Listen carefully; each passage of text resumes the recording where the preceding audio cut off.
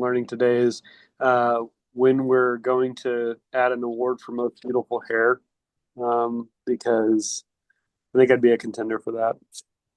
Welcome, everybody, as you're here joining into this fabulous webinar with Sara Bustilloz.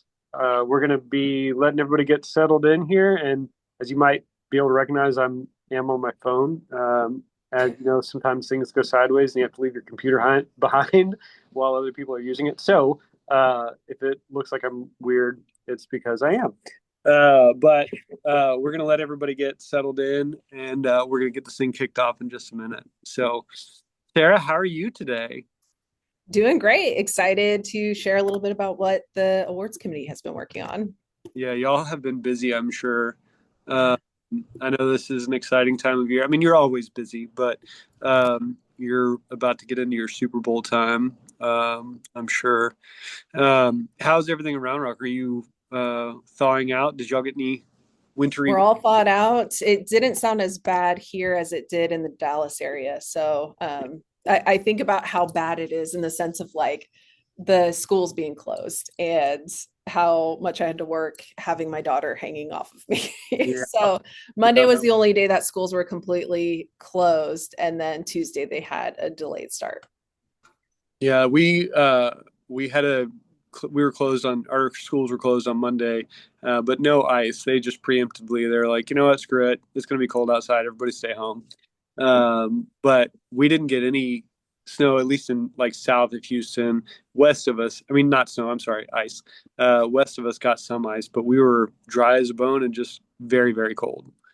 Um, so I am happy to say though that I think my fruit trees survived. So we'll see.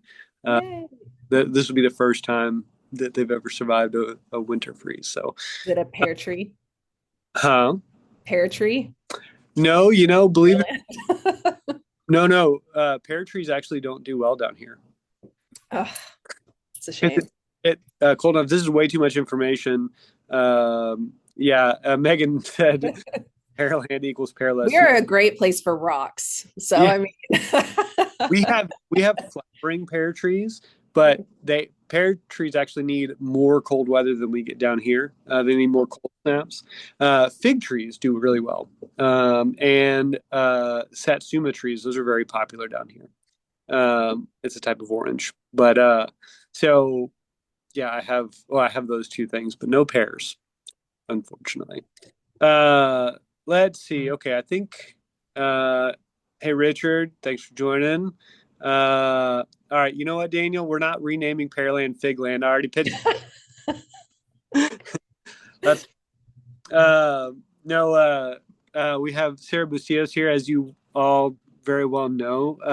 If you don't know her, she's going to introduce herself here in just a minute. But we're just making everybody gets settled in here. We looks like we have about almost 50 participants in here now, so I think we're getting settled.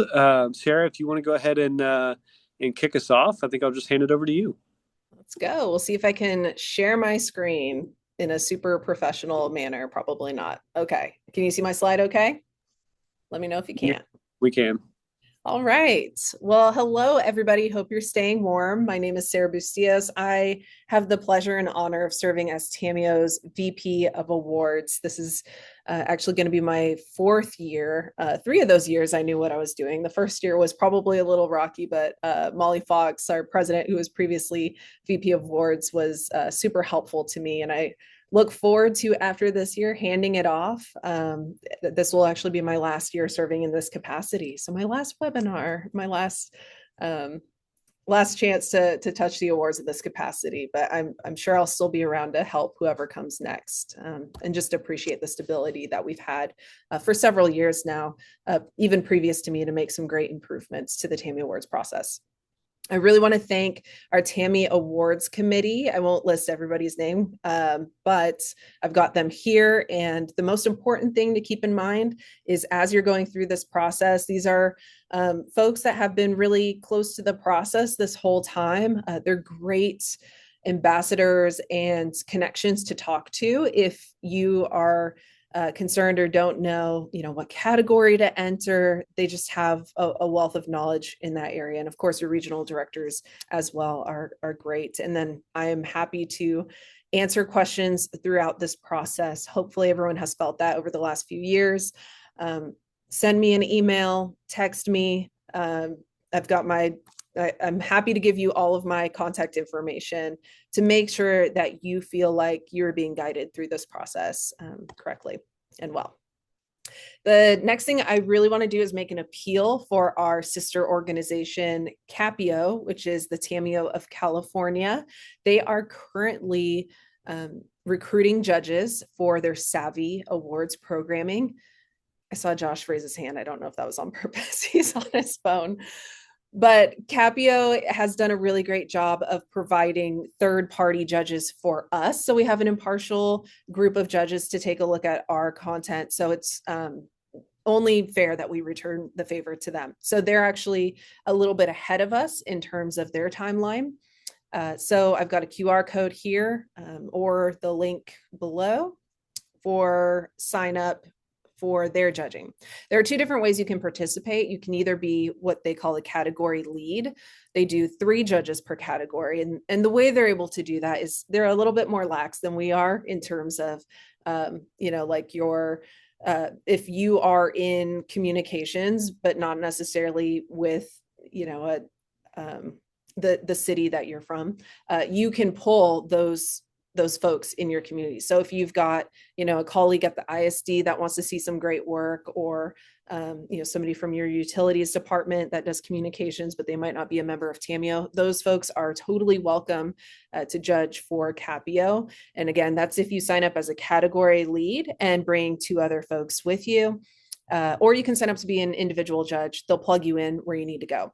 And there's also an area where you can say, here's what I specialize in. Here are the kind of entries that I would like to judge. They'll try to pair you as best as they can.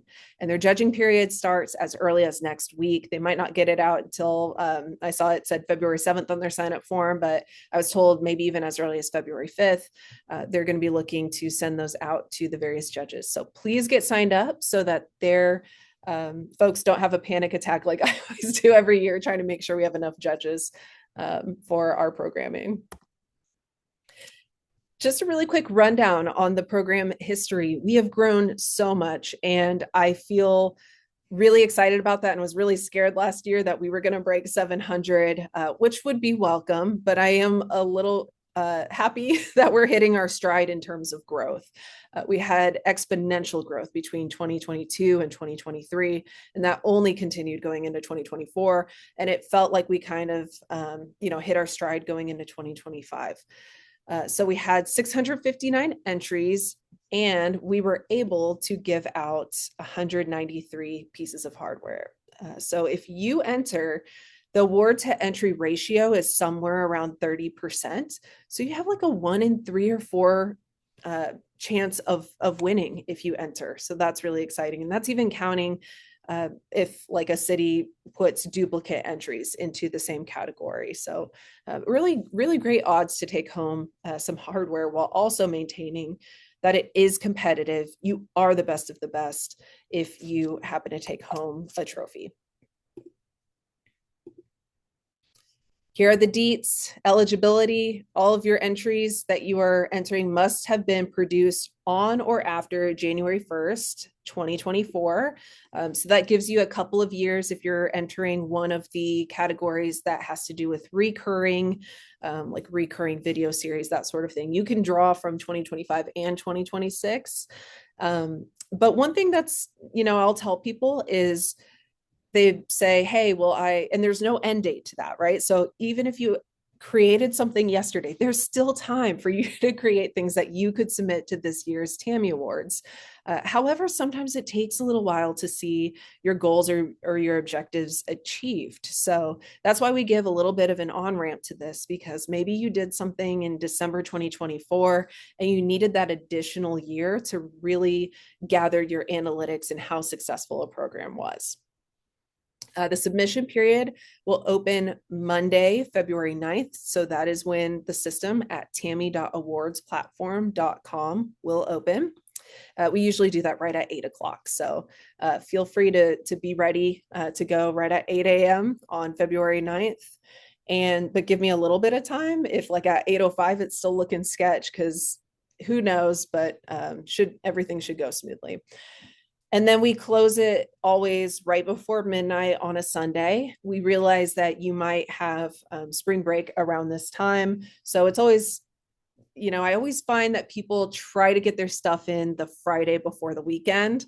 And if you're like me, maybe a former reporter, you tell yourself you'll get it done by Friday, and then you're still working on it Saturday and Sunday. But at least then you can get out of the office perhaps and, finalize your stuff and get it in.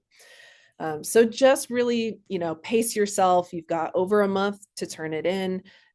You can always start your entry in the system early. You can always, pretty much have it finalized and then go back in and edit it if you need to. I highly suggest not waiting until 11:55 p.m. to pay for your entries when you submit them. Try to get them paid, well before the week. We run into things where people might realize they need some extra clearance by purchasing to use a pro card or get a check sent in. So really trying to plan for a week or two, even before they're due, is really helpful. If you are paying by check, again, you're gonna have to plan way ahead of time, but Monday, March 16th is the cutoff for Tristan to receive that at the TML office. So make sure you get those in. That is probably the most painful part of every year, is trying to make sure that payments go through smoothly. And then we'll have finalists notified the week of May 4th. The entry fee has not changed from last year, still at $85 per entry for members and $105 per entry for non-members. How to submit. So you might be thinking you want to, start getting your stuff together before that February 9th. I already know some people that this is their Super Bowl and they have been working on it, even a month before now. We have a few category changes that I'll be sure to tell you about here in a little bit, but it is important to go to the website and ensure you're choosing the most relevant category for your entry. If your entry fits multiple categories, you'll want to consider the judging criteria for each. And I'll share that here in a little bit, exactly what that is. But there's specific questions for each category that the judges are going to have to consider. So I always say, take a look at those and see which ones best fit your entry. And that also helps you craft a better entry for the judges to take a look at and score well. Gather your supporting materials. You want to make sure you're going to have a box where you enter your goals and objectives. You want to try to make sure that those are measurable, that you're really clearly stating who your target audience is and your strategy, and provide detailed outcomes and achievements. So again, measurable. Did you reach the goals and objectives that you said you would reach? One thing I will also say about this, these are two boxes there you can write a lot of information. Try your hardest to not just plug stuff into ChatGPT and just copy paste whatever it spits out. We're at a point where the judges can kind of tell how much specific work you're putting into gathering those analytics, and whether or not you're hitting that impact that you were trying to make with your entry. And that's also helpful with supporting documents. So again, you're going to have those two text box for that information, goals and objectives, outcomes and achievements, but you'll have space to put together a PDF or a couple of PDFs, or link to various visuals, or like a presentation deck, that sort of thing. And I think as much as you can put that information into one consolidated document, that helps walk the judges through your entry. Although I would try, if you can, to not duplicate too much. What you're putting in the text box is the goals and objectives, outcomes and achievements, because those are really going to be the first thing that the judges see. We do still have award entry limits. This is something we imposed last year and it worked out very well. I think that's why you saw like the slight dip in entries being entered. When we took a look, there were a couple cities that were, entering quite a bit in each category. It was really causing some problems with the population breaks. And so we still saw a great diversity of work, and it really felt like the 3 entry limit still gave people the opportunity to say, well, I worked on 2 things that fit in this category, or 3 things that fit in this category. They're all great work. I'm going to enter them and see which one does the best. So I think it's really helped to make sure that categories don't get flooded, if you will. But remember, an entry can only place once. So first, second, or third in a given category. And you can enter more than one category with your entry or your submission, barring whether or not it's a category where you maybe have specific guidelines as to how you can submit those. So for instance, videos can only be submitted in one category deemed as the best fit by you, the person entering, and a social media post entered in that best social media post category can't be included from a campaign. So usually we're trying to make sure there's not duplication where you have a great group of posts and then you just take one of those and put it over here, because if it was really great work, potentially you could be flooding multiple categories with essentially the same work. All right, judging criteria. It's important to, again, keep in mind those goals and objectives, making sure you're clearly stating the goals. These are the actual questions that the judges are taking a look at, results and outcomes. Overall impression. This is really important because the judge is going to be considering overall how creative, effective, and valuable your entry was to your organization. This actually used to be scored at 5 points, and we bumped it up to 10 points last year. And I think that really helped absolutely the best of the best kind of entries to rise to the top, because we're getting really good as an organization about outlining our goals and objectives, results and outcomes. And so this provides a little bit even more differentiation between the level of production. And then there's also one more category called production quality.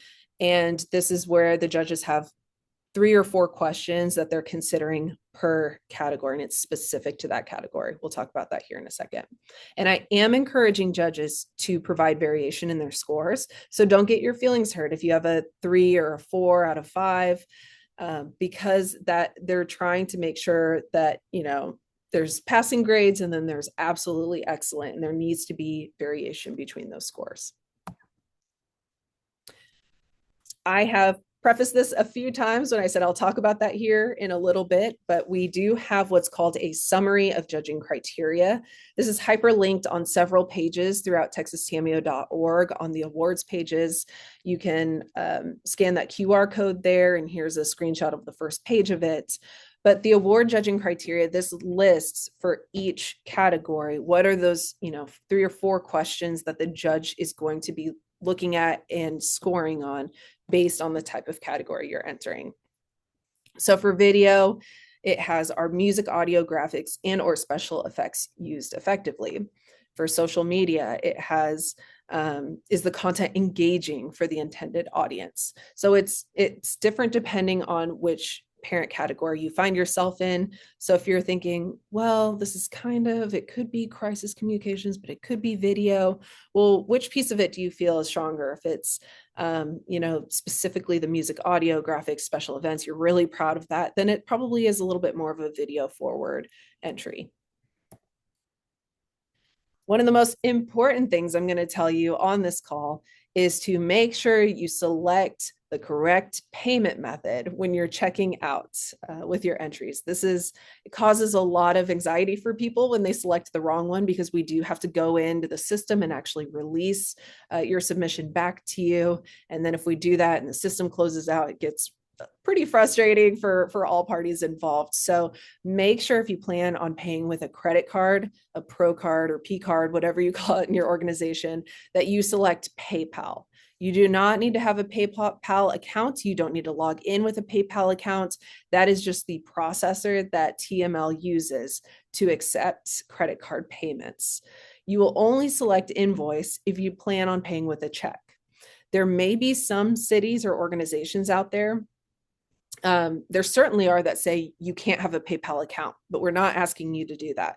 But if they do say, oh, you can't even pay through PayPal, even without creating an account, we don't want your credit card information plugged into PayPal at all. I heard that from a few people last year. Just make sure you're planning ahead so that you can submit that check and do it invoice style. But if you select invoice and you check out and you wanted to pay with a credit card, it's going to be a mess to get you back to PayPal. There's a lot of great information on everything I just shared and everything moving forward on a page that we set up last year for you called FAQs. So you can either visit that on the site, scan the QR code below. If there's a question you don't see, or there's a question that I am getting asked a lot that I don't see on there, I will make sure to add that as we go through this process. One of the questions on the FAQs is, how do we do population breaks? Well, the rule around this is categories with more than 15 entries can be broken into subcategories based on their population after the entry deadline and before the judging process begins. I do have a second set of eyes on this with the president-elect, to take a look at this and just make sure that we feel like we're doing this in a fair way.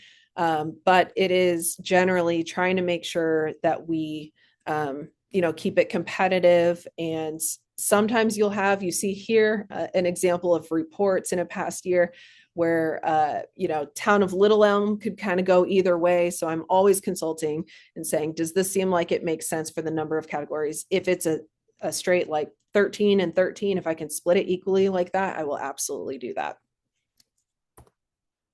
Another example of how that looks and works in real life. So we just sometimes we'll get a ton of entries in a category. Sometimes I'll be asked, what's a really high volume category? Where have you had a lot of submissions be turned in? And there's a point where a category gets so many submissions, it actually gets like 3 population breaks. So sometimes it can be more competitive if there's a lot in there, sometimes not so much, because it might actually splice them into smaller groups if we have the population breaks and we hit that 15. All right, let's talk about new and changes to categories. The first new category I'm very excited about is video campaign. Last year, as I was seeing submissions come in, we had quite a few cities that were really struggling because we have a PSA educational and a PSA marketing category, and that is for one video only that can be turned into those. But especially with the advent of, video on social media, reels, or even just horizontal, people are starting to think of videos in packages, right? Can we splice these up into 3 or 4 separate promos that we'll release leading up to an event? Are we explaining something where we created 4 or 5 videos to help explain different portions of a new initiative or program that we have? So this is a series of videos released together or in close succession to promote or educate on a single issue, program, initiative, or event. You should include 3 videos. The category probably closest to this would be recurring video, but that's more episodic in nature. This is, again, packaged videos together that can be released to promote or educate. So think of it like the packaged version of PSA educational or PSA marketing. Entries submitted in this category may not also be entered in social media campaign category. So we do have social media campaign planned and social media campaign unplanned. It's kind of up to you to determine, is this more social media based? Was I engaging a lot with people in the comments? Was there a lot of social strategy to this? Or is it just a really great group of videos that maybe later I happened to put on social media? So that's how you kind of want to think through that a little bit. Again, refer to that summary of judging criteria. That's going to be really helpful to you. Another new category is civic engagement event. So I have 3 categories listed here. We continue to have best one-time special events and best recurring special events. But what we're going to do is label those a little bit more specifically, that they're for celebration and entertainment events. So a one-time celebration or entertainment event would be where the primary purpose is celebration, entertainment, placemaking. So like a one-time festival, maybe a dedication of a park, or ribbon cutting or an anniversary celebration, but something that's truly like a party, or something that's more for placemaking and not necessarily having to explain things or making it educational. Whereas a recurring special event would be similar, that it's celebration, community experience. That would be more like an annual festival or parade that you have every year, or a weekly music series that you put on. To me, that one is probably the most simple. And then we created a new category. We are not differentiating on this one, whether it's one time or recurring. But what I saw last year were a ton of you entering states of the city, which was super cool to see. And talking with the awards committee, talking with the board, it just feels like it's hard to compare a state of the city or a coffee with the mayor, public safety education or an open house, something where it's primarily meant to inform and educate and engage the audience on like city services or initiatives. That's a little bit different than some of the concerts or things like that we're having to put on. And I think increasingly PIOs and municipal government communicators are having to do more fun events in addition to some of the more, and then we're also being asked to make a state of the city more interesting than it's been in the past, right? So we're going to try that one on. If we get a lot of submissions this year in the civic engagement event category, where it's very clear, oh, some of these are one time and some of those are recurring, you might see us kind of break out this rubric more in the future, potentially, where we even do one time or recurring within civic engagement event. But those states of the city, that was one where it was really hard for people to differentiate. Is this one time or is this recurring? Because we have it every year. We're just doing a really awesome job this year of it. So we'll see how that one goes, but I'm excited for that one too. Another new category, podcast. You might remember last year we did a category called multimedia other. And what we suspected might be true was true. There were a lot of podcasts submitted into that category. So we're going to change the multimedia other to simply podcast. Audio and or video podcasts are welcome in this category. It can be produced on a regular basis or a limited run podcast. To me, that's kind of like your NPR serial kind of episodic content that's just packaged at a moment in time. So the main focus is that it's episodic spoken word programming. We're going to ask that you submit 2 different episodes for that one. And then multimedia other had technically replaced innovation. I heard loud and clear we wanted to see innovation come back. So we reworked this a little bit. We're actually closely mirroring 3CMA's language for the innovation category. But this is for groundbreaking or forward-thinking work, utilizing either new technology or simply a creative approach to engage your audience. One thing that we're going to ask as far as judging is really talk about why this is, even if it has a video element or a social media element, talk about why it's really unique, kind of far and above and beyond what we're normally asked to do, because you're going to have the best of the best and pretty innovative work being recognized in those various categories. So this is truly for, really out of the box thinking. So bring those submissions here. And then photography, we still have photography, but previously this was only one category. We're splitting it into 2. We're going to have single image and multi-image. The multi-image those submissions do need to be part of a cohesive series of photographs that were presented together. So even if it's maybe you presented it as the best photography of the year to your citizens or your audience in some way, could have been an end of the year social media post or an annual report.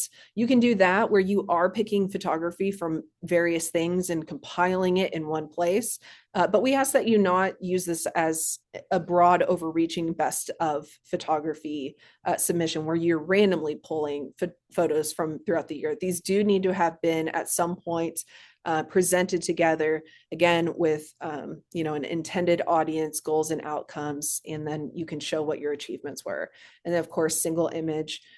Hopefully the dogs fare better this year than they have in the past. I feel like we always lost to dogs. And then last year, I think it was last year, right, Josh, that we saw some dogs not win. And that was very sad. No, it was last year. Yeah, that was very sad for me personally. All right. And then publications, we saw a need to fix a little bit or make it more clear the language within publications, external newsletter or magazine versus e-newsletter. So both of these categories are for publications that are for an external audience. If you have an internal audience, you should consider the internal communications category for that work. But for external newsletter or magazine, this can be a flipbook style spread newsletter or magazine. We do one of these in Canva. This is an internal, so it wouldn't qualify here. But my team does one where we create it in Canva. It has spreads and we send it out via email. So it's digital, but that does not meet the criteria for an e-newsletter any longer. That needs to be submitted. Say it was for an external audience. That would go under external newsletter or magazine. E-newsletter needs to be a mobile responsive HTML electronic newsletter delivered to a subscriber list. So this isn't something you can put it on social media as well, but it needs to be kind of through like a MailChimp or Constant Contact, Gov Delivery. It needs to be an HTML electronic newsletter. And then that way we don't have magazines or newsletters with spreads and fixed layouts competing against the e-newsletters that are more HTML style, because those are two totally different beasts if you work on either of those. So with that, I will take any questions, and I'm easy to reach at my email, sbustilloz@roundrocktexas.gov. Sarah, do you drop your email in the comments just in case? Yes, I absolutely will.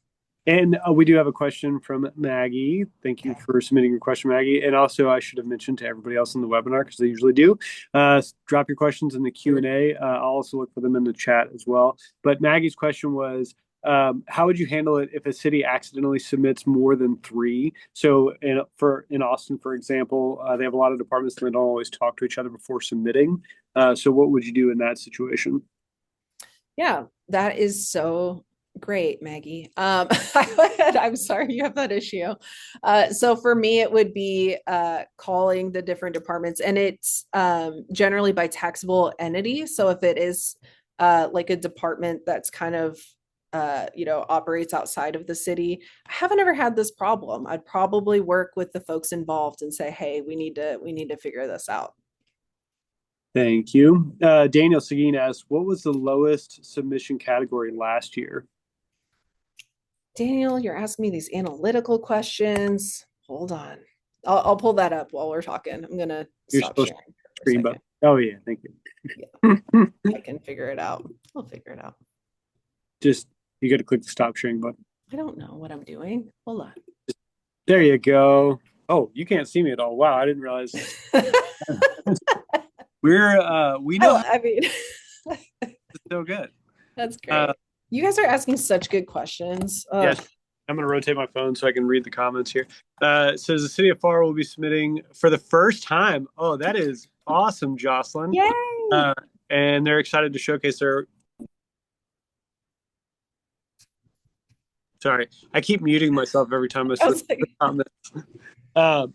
Running a webinar from your phone, highly do not recommend. Don't do that. So we're excited for y'all to.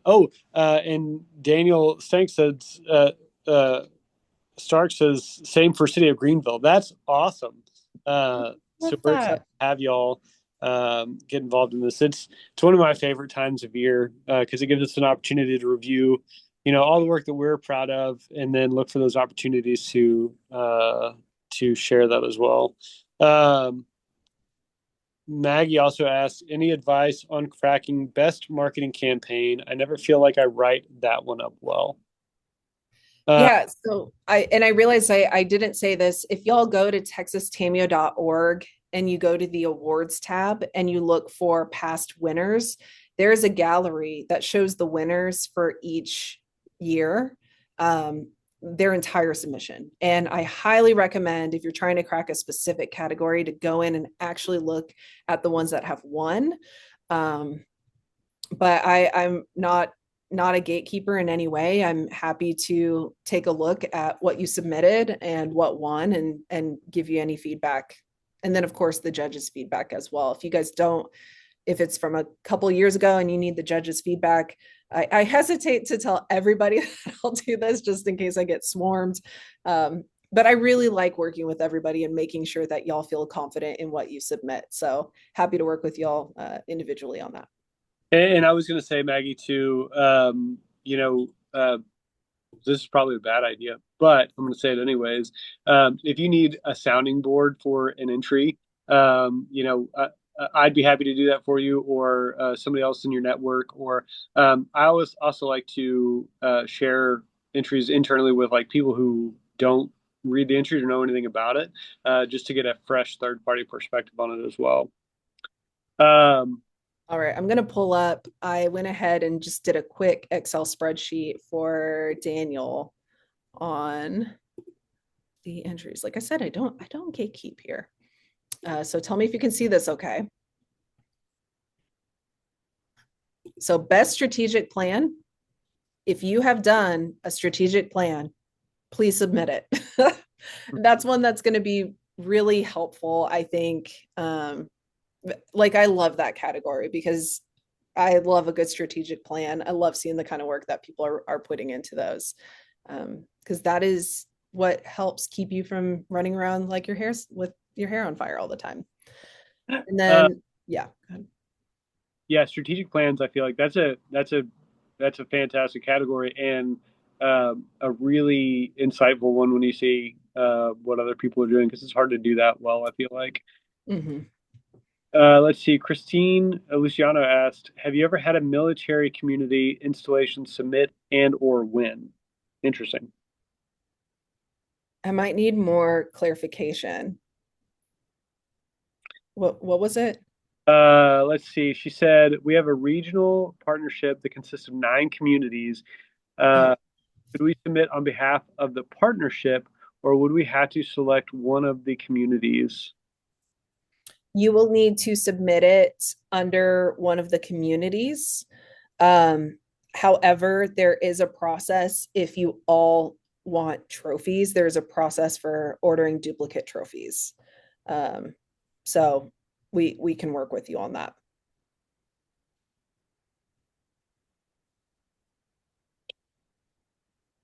Thank you. Oh, it was Fort Hood, she said. Uh, Oh, uh, nice. Shelley Goodwin said, Rockport will also be submitting for the first time. Wow, a lot of first timers on here. That is I fantastic. love this. I'm so excited. Yay. Yeah, she said she jumped on late. Shelley, we will be posting the recording of this, and I'm sure Sarah's to circulate the notes as well. Um, and feel free to reach out to first time for Webster too. I'm sorry, I'm getting easily distracted by this. Congrats. It's so exciting. And Webster's right down the street from us. So Jennifer, if you want to get together and compare notes, I'm happy to have that conversation with you. Not that I'm good at winning TAMI Awards, but I do love giving my opinion to people. Um, so back to Shelley. Sorry, we're happy to answer any questions you might have. If you want to reach out to us, our contact information is pretty readily available. Let's see, what else do we have? Let's see, Gun Barrel City. You're going to try this here too. That's Brooke Atkinson. Thank you. That's fantastic. I feel like I've seen good work from Gun Barrel City. I've seen a website redesign. Is that I don't know talked that about that before? we've uh, Gun Barrel came on when I was a Region 8 director, but I don't remember seeing any work from them. Uh, It's not too. So I'm not making it up. oh, posted our Oh, yeah, yeah, yeah. yeah, submit it. Yeah, please do that. Um, what else? What other questions? Um, looks like all the questions we have for the moment. Oh, let's see. Here we go from Christine. Could Fort Hood submit as a non-member since we provide the same services as municipalities?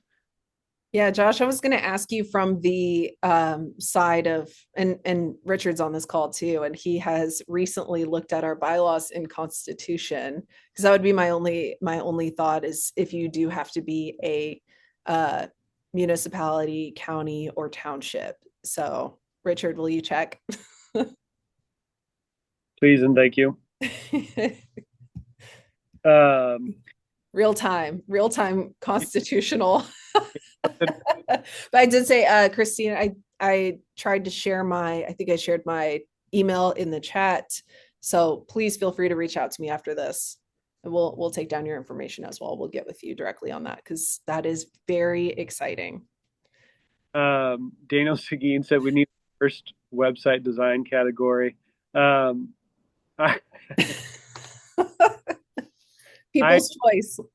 yeah, uh, that, could be interesting. But I bet it would end in more fights than laughs. So, Daniel, if you can craft some award judging criteria for that, that would be interesting. might be something that we consider. We're always looking for new ideas, and brainstorming is always a good thing. Um, Other questions. Um, as far as the awards themselves, Sarah, um, what do you know what material they're made out of? They seem so like sparkly. Is it, do you pick them and order them yourself? They're crystal. So it is a board decision, and we've always taken a lot of pride in the look of our awards. If you remember back in the day, they had a really pointy tip on them. Yes. And I have been, when I worked in Midland, so I would have to fly to various conferences, coming from West Texas. Sometimes it was like a 7 hour plus drive. So I would fly because that would be easier. And I definitely got stopped by TSA like the one year that I won an award. And I was a one person shop. So that was really exciting for me, and even more exciting to get to explain to TSA that I won an award. That's And fantastic. then they actually stopped making those awards. I'm going to assume from a liability standpoint. I was That is why they're kind of like cut off at the top. Yeah, no, we have one that the very tip of it chipped off because it was so Yeah. sharp. It, Yes. it's in one of the moves at some point in time.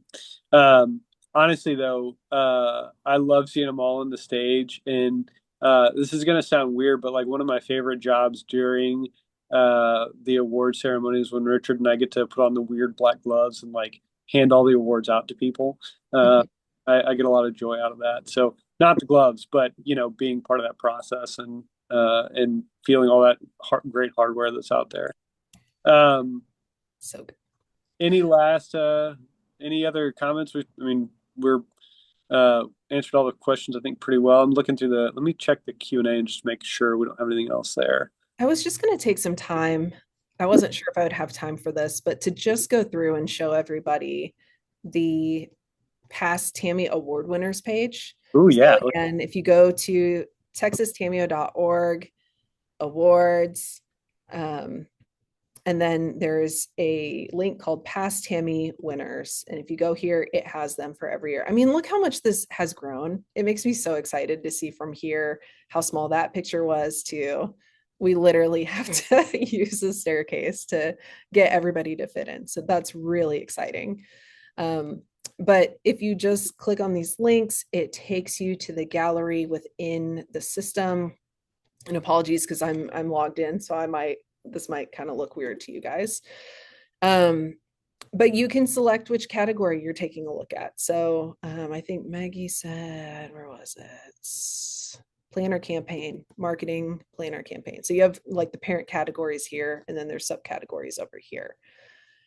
So you can see, and it'll be for all the various population breaks. So there will be more than just your like 1, 2, 3. It's the 1, 2, 3, 4 each population break. Um, and just a reminder, TAMI Awards are first place. Award of Excellence is our second place, and Award of Honor is our third place. But truly, if a submission won first, second, or third place, they did great work, because a lot of times I'll see in the system these things are like there's 1 point or 0.5 points that differentiate between first and second place. So very heavy competition. And taking a look at these, I'm just into this right now, BTX Bob. So if you click into them, you can actually see the goals and objectives that they shared in the text box, the outcomes and achievements, their production highlights. You can even find the information for the person that submitted it and be like, how do you do this so well? And then again, you can see the PDF attachments. So Burleson did a really fantastic job here of um, they did go ahead and also outline their goal and objectives and their outcomes and achievements again, kind of in a more visually interesting way. So you can do that or you don't have to do that because again, you already have it here under goals and objectives, but sometimes it's nice to rehash it. But just know if the judges already saw that, it's nice to do it in a way where if they go, okay, I already read this, they can scroll past that and then take a look at your um, supplemental material. So again, sharing the actual posts, they did a really fun job here of the way that they called out their analytics. I'm really into this right now. You can also hyperlink this to the actual posts. Just make sure that the posts are still working by the time that they're going to get judged. So really all the way up until the end of April, make sure all of your links are working. And I'll I contact was you if the judge lets me know that it's not working, but that doesn't always happen. So just make sure, again, that whatever you submit, you keep those links up. I was gonna say, especially with like Facebook Reels and things like that, some of those can be finicky even if they're persistent. So maybe just download a version of it and upload it as a standalone MP file or directly on your website or on your own YouTube channel. Those are great alternatives as well. But you definitely want static URLs. Yeah. I feel like Burleson has, they must be related to Round Rock residents because this looks like our comment section. But you can just see they made it really easy for the judges to get a sense of the overall submission, and they shared some additional information about some of their outcomes and achievements, and then really just backed it up and made it visually interesting and appealing for the judges to go through and see the impact. I think cooling down all of your information in a way that's really concise and that the judges kind of know what to look at is really helpful. And this is great design work, but also I don't think it's anything that, folks can't accomplish using an easy Canva template and their normal branding colors. A lot of it is screenshots and just laying it out in a way that's easy for the judges to see. So absolutely use this. Very helpful as you're considering where to submit and how to really make your submission the best of the best. Yeah, absolutely. This is really good, Sarah. Thank you for all that information. It's it's always an exciting time, and no pressure. Everybody that's submitting awards, we're all in that same. There's a little low-lying anxiety when you're writing them about the time invested in it and whether you're going to win or not, and all that stuff. The encouragement that I would give you is that it's a great opportunity to market yourself, your organization, which I don't think we as an industry do a good enough job doing every single day. And then the input, feedback, and the experience coming out on the back end is is also super beneficial. Great learning opportunities there. And to Sarah's earlier point in the comments, signing up to be a judge for Capio really helps as well. It's also a great experience. It does take some time. I do it every year because Sarah makes me. That's not.